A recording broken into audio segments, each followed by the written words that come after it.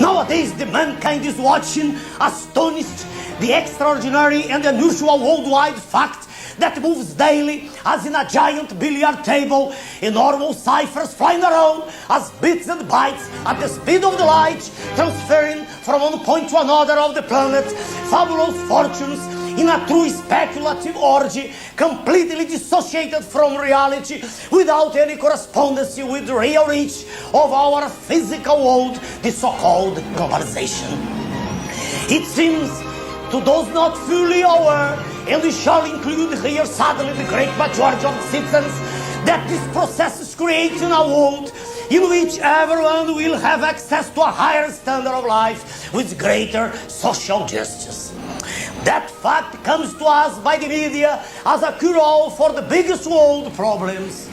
As a matter of fact, it is necessary to be pointed out that only 2 to 3% of all those transactions raising to $3 trillion a day, only 2 to 3% refer to commercial and industrial activities.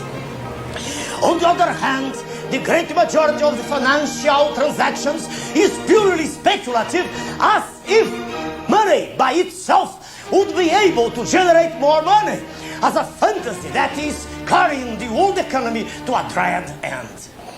Until the 70s, the Bretton Woods rules were followed.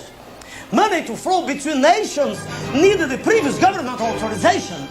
There was a fixed exchange rate between the currencies of the greatest industrialized nations. The Fed assured with the gold equivalent any transaction. In other words, there were restrictions to the flow of speculative money.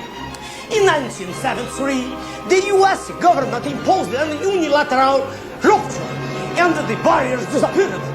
Gold reserves are no longer necessary. Money is no more the wealth symbol.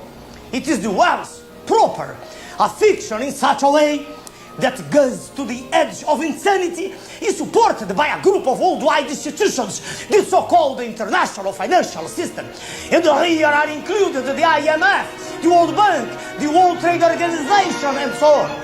That is the money empire, the false money, the real speculation conducting the mankind to its ruin and destruction. Well, gentlemen, it is with that false money that mega speculators through the world are willing to buy the real riches of all developing countries. In Brazil,